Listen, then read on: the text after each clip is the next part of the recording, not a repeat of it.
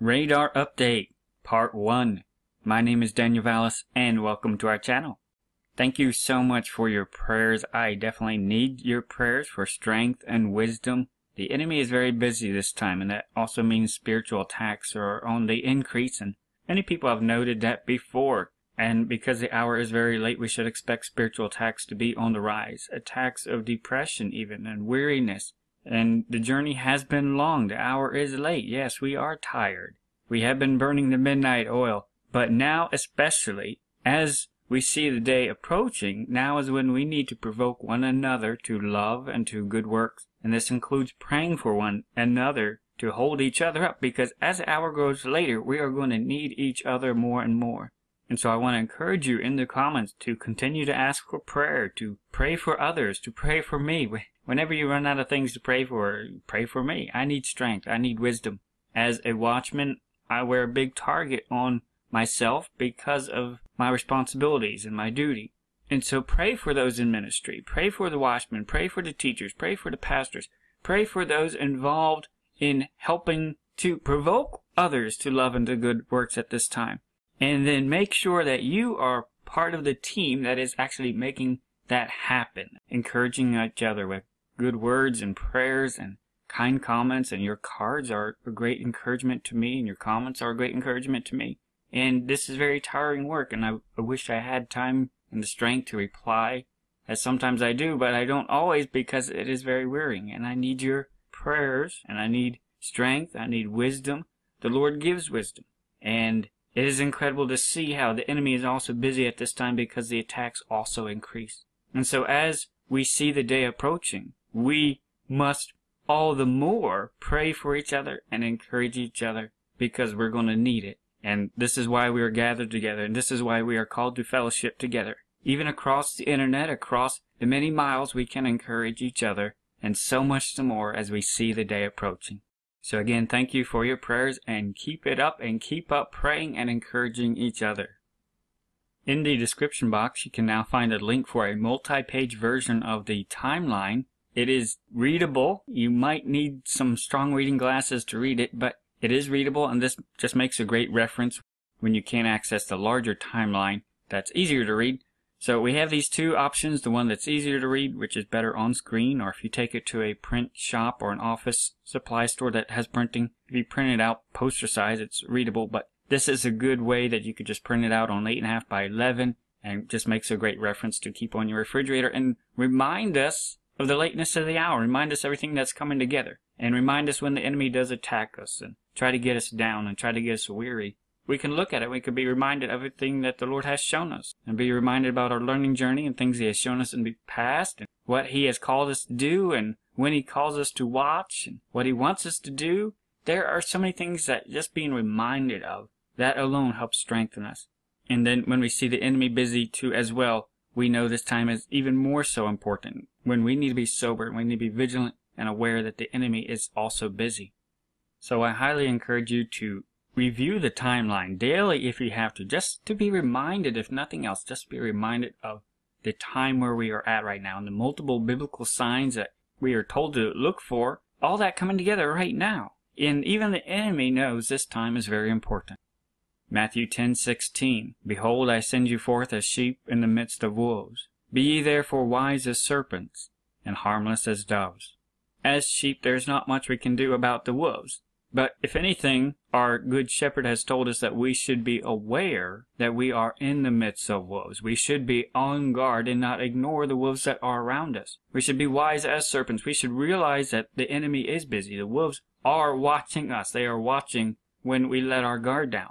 And we are to be aware of what the wolves are doing, what the serpents are doing, but be as harmless as doves. There's not much we can do about the wolves, but we can be aware and on guard of ourselves. And that's what we're called to do. Christ commands us to occupy till He comes and to stand. And we will stand and hold our place, if nothing else. But it all goes back to being aware and being informed of what the wolves are doing, and being wise as serpents, which means we need to be aware and vigilant and be watching what's going on in the world around us, and particularly how that relates to prophetic things that we also know are coming together.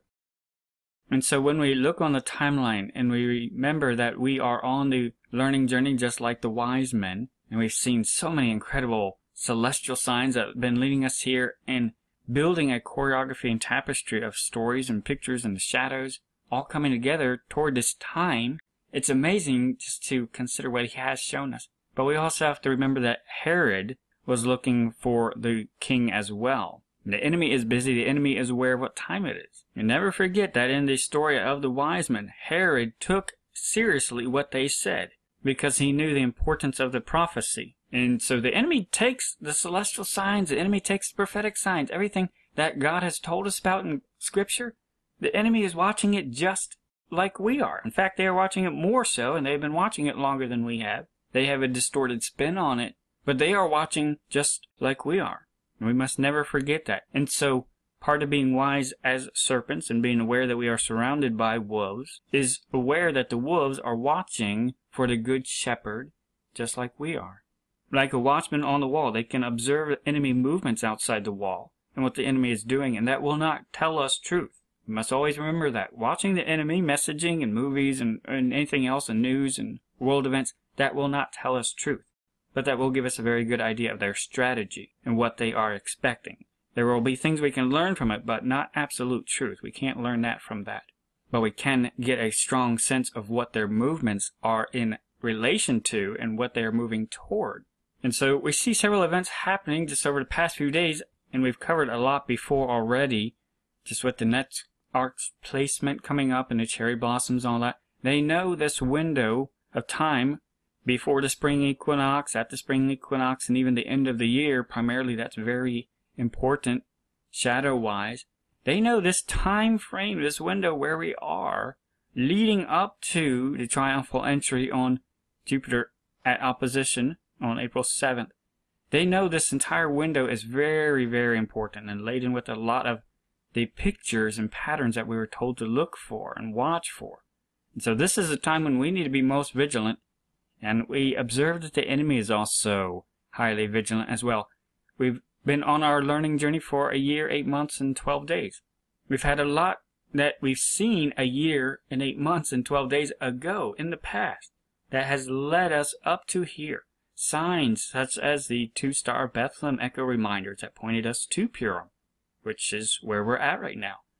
We have so many signs that pointed us here that were quite a while ago.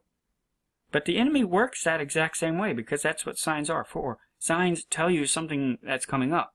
And so we've also observed many enemy signs over the past year and even over a year that they were building up a message leading toward this same time. That's how signs work. It tells you of something coming up so you can get ready. And that's what the enemy's been doing as well. And so this is the strategy we've been observing by watching the wolves, by watching the serpents, of seeing what is their message building toward. What are they getting their disciples ready for? What are they getting ready to celebrate? What is the message in the signs that they are using? And we've seen a lot how it's a counterfeit of the biblical signs. And so just a few days ago, right before Purim here, there's a whole bevy of events. And we talked about the Trappist snare back in late February, and they've been talking about that in the news recently again too. They're building up, and there's a whole bevy of messages here right before Purim, and they're getting ready because they know this time is very important, especially when the hour is very dark, when lamps need to be burning bright. So let's look at some of these events. On March 2nd, CERN announced that it got a heart transplant. This is very important because CERN's been out of the news somewhat for a while, not getting a lot of major attention, but all of a sudden they have this announcement that they got a new heart transplant. And it's one of their new pixel tracker detector things right in one of the main areas of it. And this is very important. CERN is underground, and we've talked a lot about this messaging in the past. We have a number of articles on it in our Google Drive too as well. For CERN to be announcing at this time that they have a heart upgrade, a heart transplant, this is very significant. The wording that they used instantly caught my attention because it's the exact same wording that I've been telling you about over the past few months. And particularly with the connections with Alice, we've been making this and seeing a lot lately. The Alice references and the rabbit hole picture, the looking glass picture connected to CERN. But then also we've talked about how in the movie over the past year, this is the same thing they've been pushing, of coming from the heart of the earth, from the underground. And in connection with the quatrefoil designs too as well, which we talked about are a gateway to the underworld. And so for CERN, heavily connected to Alice and the underground, to be announcing all of a sudden that they have a heart transplant, very strongly connected to the messaging that they've been laying down over the past few months. So this is what they're expecting. They're expecting someone to come from the underground, the heart of the earth. And we've looked at before, a year ago, this is what they were building toward. They were building toward the expectation of a triumphal entry for their son of perdition, the phoenix figure. And they also know exactly what time it is celestially and what the calendar is, and that happened on the spring equinox. But we pointed out this Seiko viral video that was released on that same weekend, corresponding with the Palm Sunday, and it was all about time. And it went around on social media as Seiko's video about heart, the heart of a watch, the heart of time. This was a repeating theme throughout their viral video. And it reminded many people of the Illuminati cards, which there's a lot of debate about, but it was reminding about combined disasters, and that's what that particular card is associated about. So for them to be flashing this signal on social media all of a sudden, be associated with that, that was a very strong red flag that they are expecting sudden destruction to come. The combined disasters, when everything is hitting the fan all of a sudden, which is what the Bible warns about. When they say peace and safety, guess what's coming? Sudden destruction's coming. The enemy knows that. The enemy knows that. They're warning their disciples the exact same thing. And they have an expected time frame apparently. And in the video they're emphasizing heart. The heart with time, the heart with watches. All this contraption was made out of watch parts and everything. They're emphasizing the heart there, the heart beating. But then they drew very close attention toward placing a beating electronic heart into the watch. And that piece was moving. It was the beating heart when they were putting it in, drawing attention to the heart of time. And this is what I was instantly reminded about when CERN said they got a heart transplant.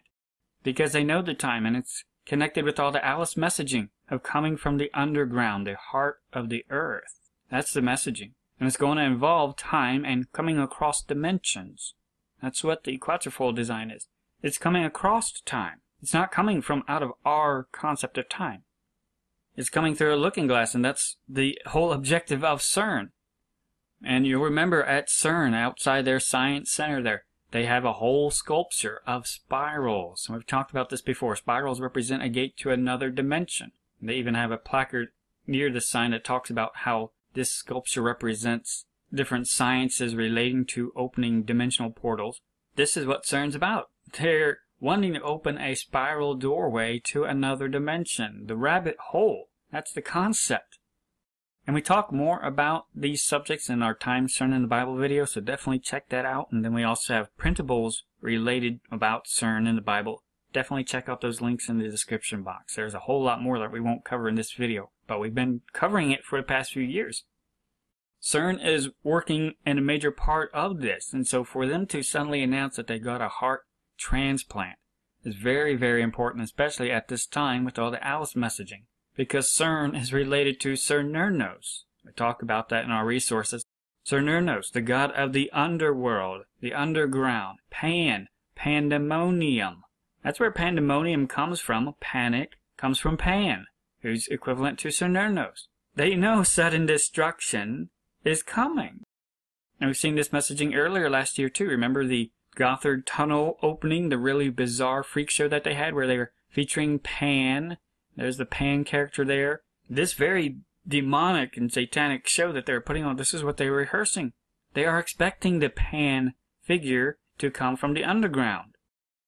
The bizarre show that they had at the opening of this tunnel, in connection with trumpets too, interestingly, but how it was also connected with time. They know it's connected to time. And they know there's going to be a time of perplexity. That's why they showed the clock moving backwards, going back through time. There is going to be a time of perplexity. They know that. And it caught our attention that even the world media was remarking that this was a bizarre freak show.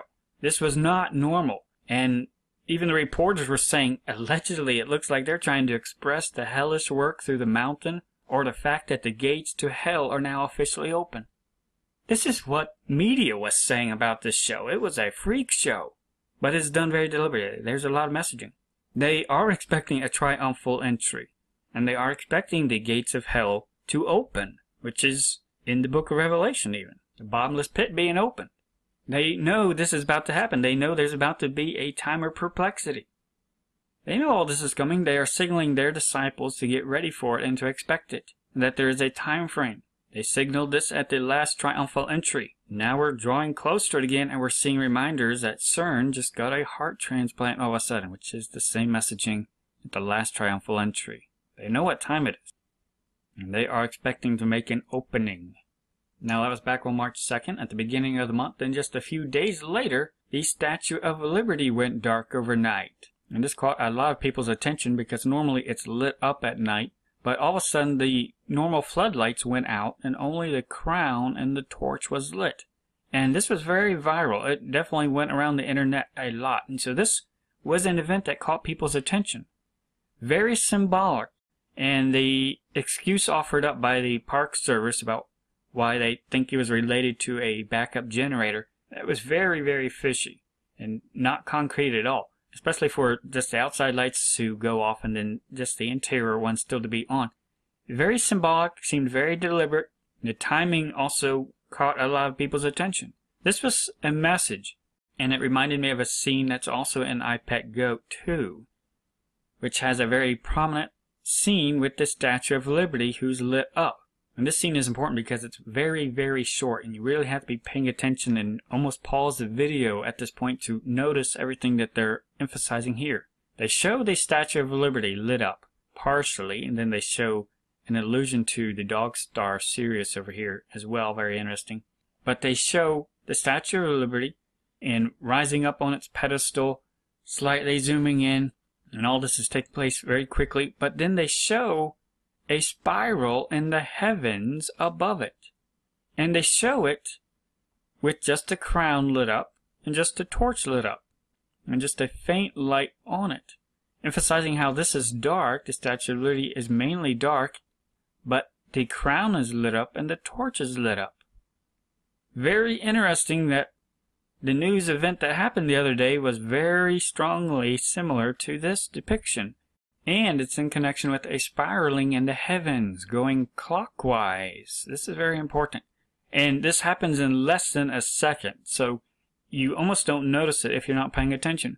But in less than a second, the spiral closes. That's what they're depicting. The spiral is closing. The door in heaven is closing, which means that it had been open, which means it opened up counterclockwise.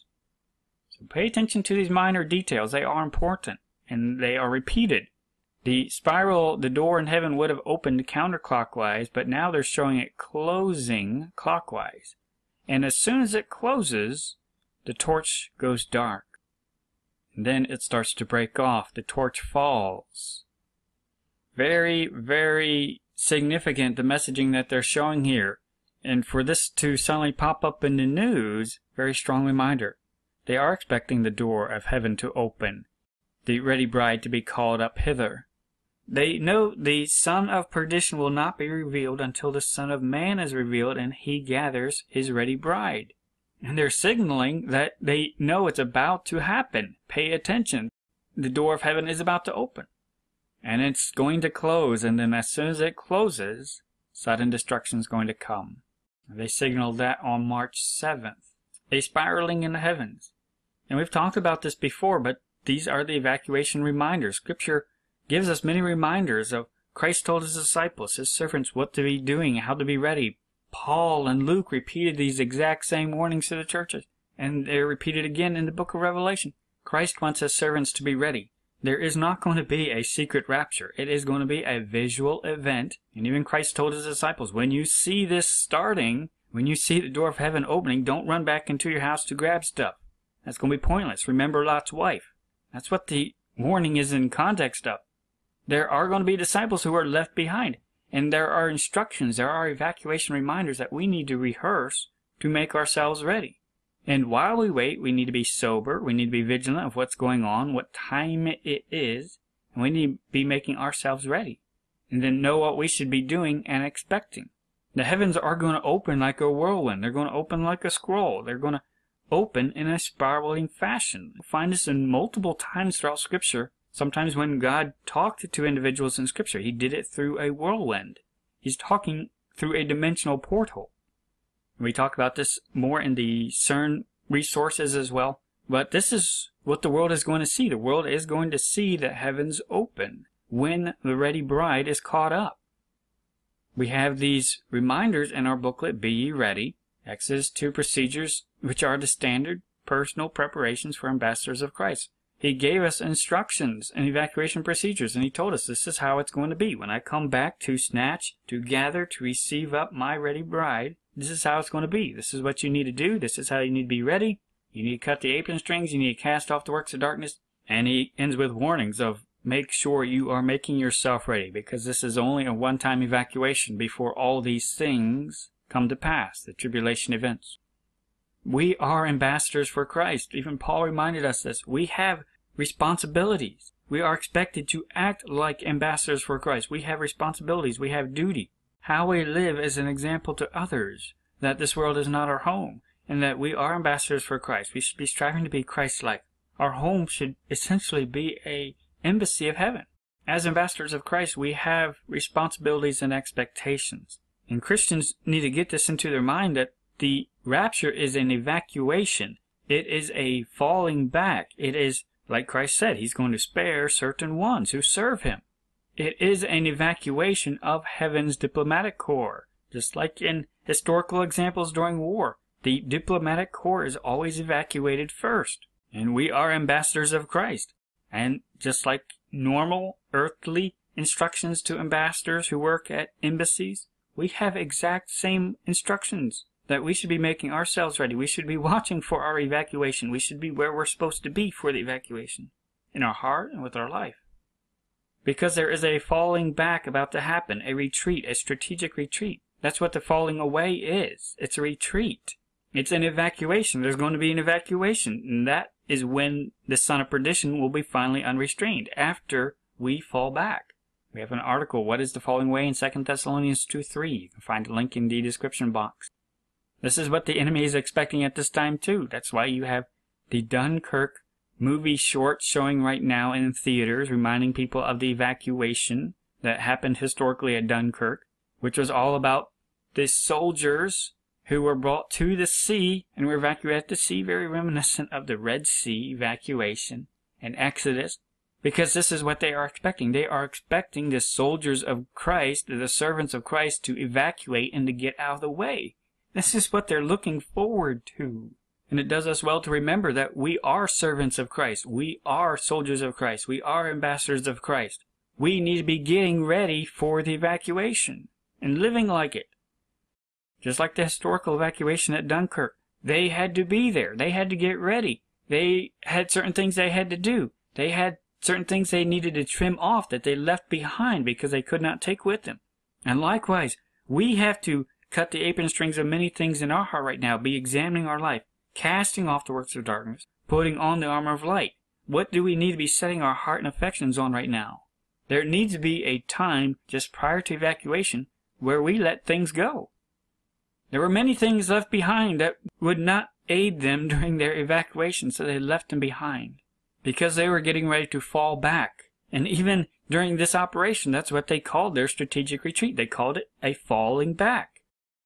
You can find many historical articles about it that talk about it and refer to it as falling back. The British Army had fallen back to the beaches. That's what it is. It's a military term, to fall back, to fall away. They fell back to the channel ports. It's a strategic move. The enemy was closing in, and so they fell back to Dunkirk. And that's where the evacuation took place.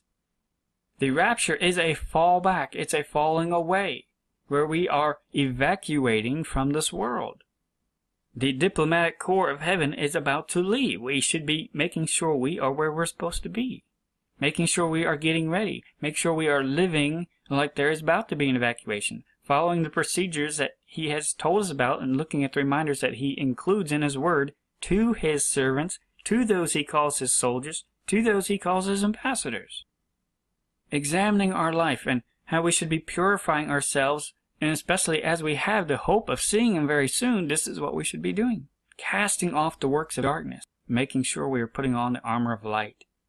If you have not, definitely download the Be Ye Ready guide, print it out, study it, and ask the Lord for wisdom of the steps you need to take in your heart and life. The enemy knows how late it is, and they know time is running out. They know the hour is late, and that the day is drawing nigh. On the same day as that messaging was another media piece that several people noted, and was even in the comments several people pointed out too, media mentioning about Knight Templars, a tunnel and caverns used, referenced inside of a rabbit hole. They were drawing attention toward that it even physically looks like a rabbit hole, the various entrances to this underground cave where they had their different occult activities. Another mention to the underground, just like CERN and the underground getting a new heart. Cernurnos, the god of the underground, the underworld. Another reference just a few days later, and in reference to the rabbit hole again, which is a reference to the dimensional gateway to the underworld that they are getting ready to open, again in connection to Alice, the Alice messaging. What you're seeing here is entertainment venues, such as the Alice movie, the messaging lining up with real-world events at CERN and in the news, and then other real-world events in the media and news messaging relating to the Templars and the rabbit hole there. You're seeing multiple venues all lining up and synchronizing their messaging. This is very strategic and deliberate messaging. Then the next day was the International Women's Day, and this was their logo, a counterclockwise Ouroboros, a snake eating its tail. And this came out a day after the Statue of Liberty, which had the spiral closing clockwise after it opened counterclockwise. Very interesting reminder, and it's also an allusion to their wanting to create an artificial eternity, which is what they're going to try to do during the time of perplexity by messing with time, which goes back to Alice and CERN and all of that. Multiple messages coming out here just hours apart. And it was on the same day as the International Women's Day that at the UN, Anne Hathaway honors International Women's Day. So she got up at the UN and made a little speech about women and jobs and everything, drawing attention more so to her. She is very important. She is the one who is getting the attention on this day. And this is very important because she is one of the main characters in Alice Through the Looking Glass, the one most associated with the cherry blossoms. Anne Hathaway as the White Queen. And so for her to get up at the UN on the same day, in context of everything else, the day after CERN announces that it's getting a new heart, and the Knights Templar with the rabbit hole, one of the main characters in Alice is put onto the national and world scene at the UN. Anne Hathaway. Cherry blossoms, which are about to start their peak time, and is right in connection with Alice as she fell down through that cherry tree, and this is where she showed up, right with the White Queen. These are messages that the enemy started putting out in November 2015. Remember, that's when the first trailers for Alice Through the Looking Glass came out, in November of 2015. Leading up to this time, and here, suddenly, it's all coming together, right in sync with the news and other world events. Right at the UN making an announcement, bringing all their messaging together. They've been getting their disciples ready, and now they're getting ready in these final few days before the triumphal entry again, reminding them of the messaging, their tapestry, that they've been laying down over the past few months and year. And on top of this messaging at the UN, there's other world messaging that in the Mosul offensive, Assyrian artifacts were discovered in abandoned ISIS tunnels, which were right under the tomb of Jonah. The ISIS had blown it up, and they found different tunnels that they had dug under it, and there are different articles there, including 2 sculptures of the winged bull of Nineveh, parts of the winged bulls known as Lamassu. So on the same day as all this, we have another sign of Jonas reminder, and even pointing toward Nineveh and the winged bulls, which is other messaging we've seen before too. A lot reminding us that sudden destruction is coming. That's what Jonah was warning Nineveh about, that sudden destruction is coming. And now we're at a time where we have reminders of biblical reminders of what happened to those who heard the message the first time and avoided sudden destruction.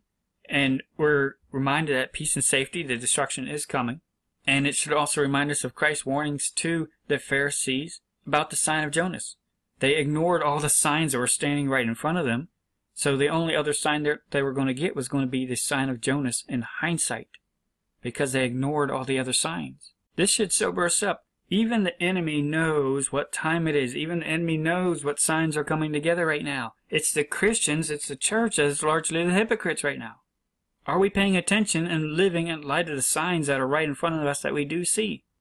There's a lot of things we would like to know, yes, but are we acting on what we do know?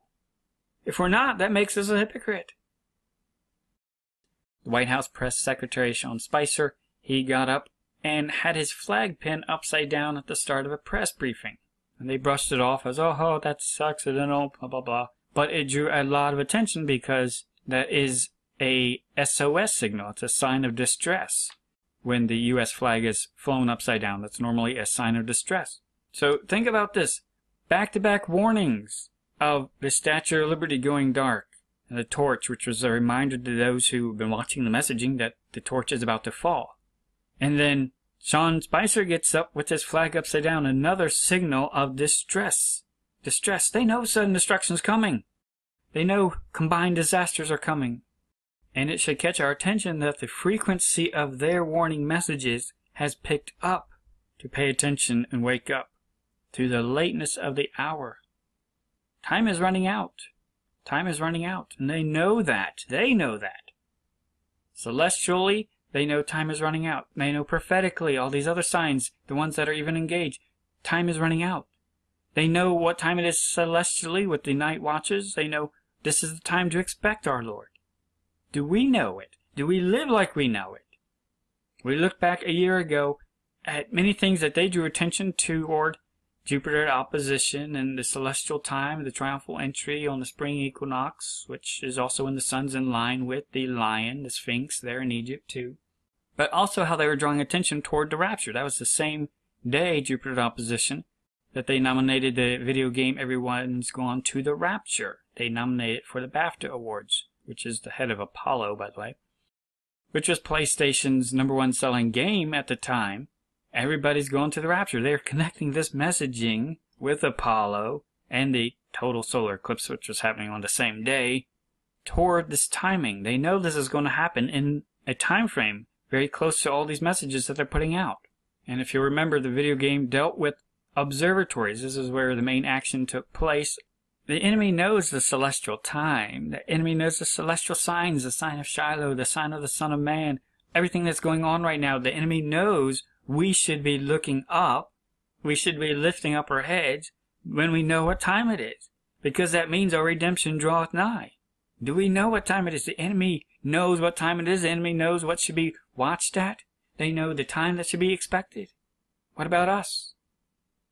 When I looked on some of our old radar timelines from that time period, we had been looking at how they drew attention to the Purim time, and that's what the Star of Bethlehem events drew our attention to, and then Jupiter at opposition, and the Rapture game nomination, and then the triumphal entry day here with the Seiko warning in the heart of the earth, right on the spring equinox.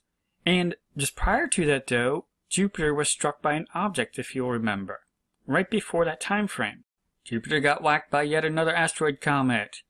Very interesting, hard to say if this is enemy messaging or if it really happened, but supposedly an amateur astronomer is the one who noticed it when he was taking video of Jupiter, that Jupiter was struck right before the triumphal entry day. Caught our attention, and again it's hard to say if it's pure enemy information or did it really happen, but we do know this messaging at least went out in the news, that it was struck by an object. So there's a lot of symbolism, just the fact that the message went out. So we saw that there. Again, multiple things drawing our attention celestially. Anybody could observe that with Jupiter at its brightest on March 8th. And then attention was also drawn in the news to Jupiter just a few days after that, all prior toward the triumphal entry day and the spring equinox. But I was reviewing some of the events that quickly followed after that, and a lot of those caught my attention as well. Let's zoom in on that area. So you have the triumphal entry day right here, the spring equinox as well. And that's when Miss Peregrine's Home for Peculiar Children trailer came out. A lot of messaging in that. We don't have time to rehearse all of that right now. But very interesting that the trailer had the song The World Is Coming to an End, and that came out right after the triumphal entry and their messaging with the time. They give out messaging ahead of time just like the Bible does. It's to prepare for what's coming up. And then a few days after that, the Alice trailer came out, and this was the one that actually showed the connection with Alice and the church there at Trafalgar Square. And this was at the beginning of April before the first arch was set up, but they were definitely laying some groundwork for that, and they were already drawing attention to Trafalgar Square with lots again and other things that we've talked about before. But it caught my attention on April 7th is when they put out the Google archway with the two pillars, reference to Gemini, the Silver Gate, and technically iPet Goat 2 is really iPet Goat Gemini. It's a Roman numeral 2. But there's also the exact same day that the Rapture game received some BAFTA awards. They mentioned it several days before that, but now here on April 7th is when they had both these events. They had Google showing a gateway in connection with palm branches, and they were giving a nod to the 1896 Summer Olympics and to the cover of the brochure that they had at that time, which heavily emphasized pillars and palms, victory. That's what palms are associated with, a symbol of victory. So that should catch your attention. April 7th. Very important date. They're showing gateways, palm branches, and the Rapture game receives awards at BAFTA, which is connected to Apollo again, on April 7th. What is important about April 7th? This year, a year later, April 7th, is when Jupiter is going to be at opposition, when it's going to be brightest, again, on the same day as the triumphal entry. So, keep this in mind. Last year, they were drawing attention toward the triumphal entry day when it happened last year. But then they also nailed exactly messaging to the day of when it's going to happen this year.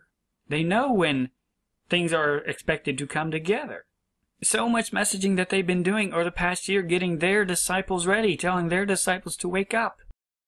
And that's the same day that everybody's going to the Rapture, won several awards at the BAFTA Game Awards, on that exact same day.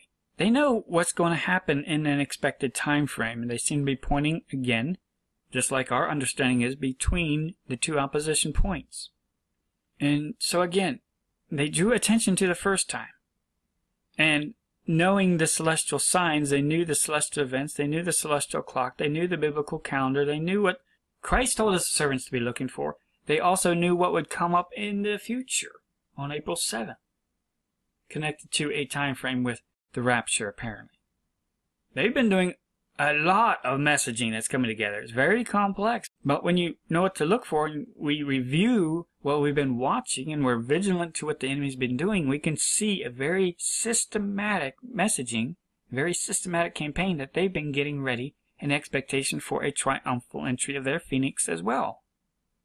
Between the two triumphal entries, so much messaging, and with the church and rapture, all that tied into it, woven, they have their own tapestry that they're weaving.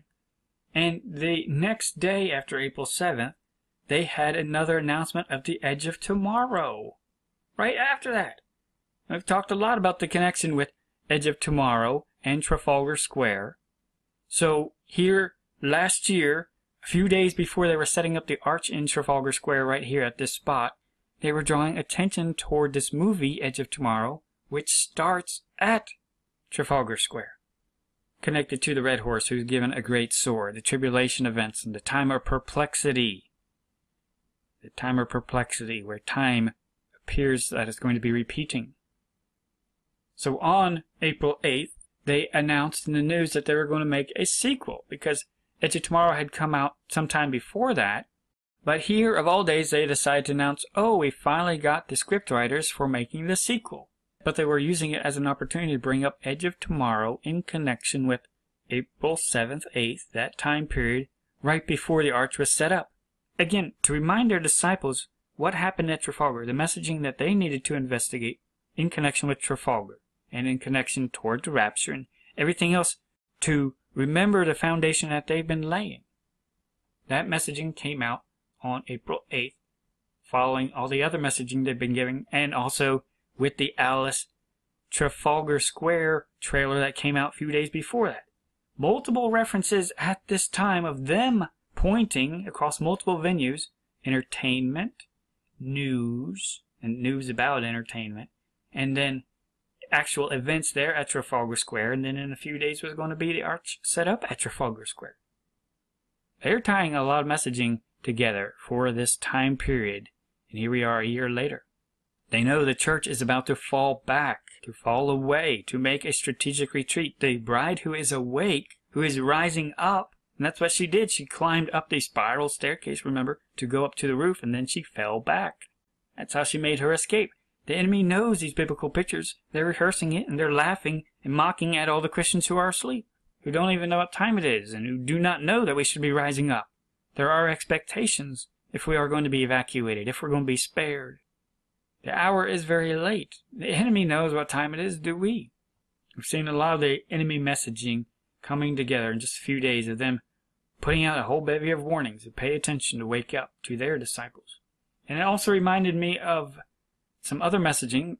If you've seen the trailers of the movie, they have a particular rhyme that they use. When the day becomes the night and the sky becomes the sea, when the clock strikes heavy and there's no time for tea, and in our darkest hour, before my final rhyme, she will come back home to Wonderland and turn back the hands of time.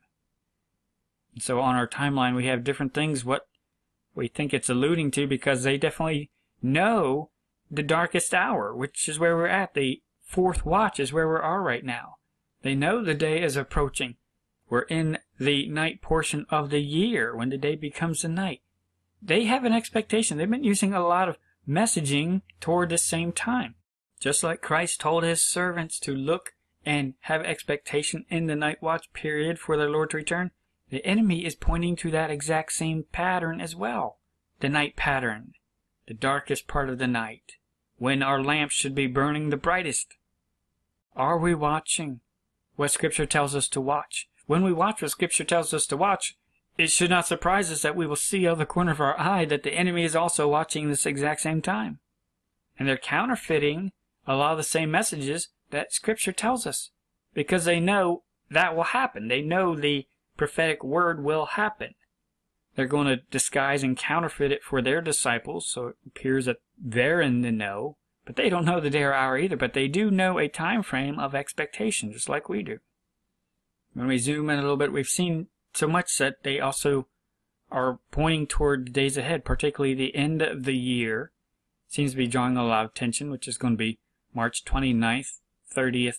That's going to be the expected start of the new year. The celestial-based religious calendar is going to start at that time, and they seem to be pointing that they also know the cherry blossom times relating to when the fig trees bloom and the almond trees bloom, but then also before civil twilight, typically in an area where it's still dark. There's a lot of counterfeit messages that they are using that are pulled straight from what Christ told his servants to be looking for. And when we look at a lot of the messaging that we've looked at before and over the past few months, you'll see a strong, tight link between the Edge of Tomorrow messaging, the arch at Trafalgar Square, but then also the arch by itself, and then Nelson, the timekeeper, connected with the ideas of the church falling back, falling away, and the time, and rising up, tied in with the Alice movie as a whole as a messaging venue. So again, you have entertainment venue, you have real-world venues and real-world locations, also tied with other entertainment, major ones with major high-dollar stars, at these exact same real-world locations. You'll see that all three of these are tightly knit together. And this is the same messaging we've been seeing. Multiple venues of even alluding to locations, same patterns and shadows, where the arch events take place. And with major figures.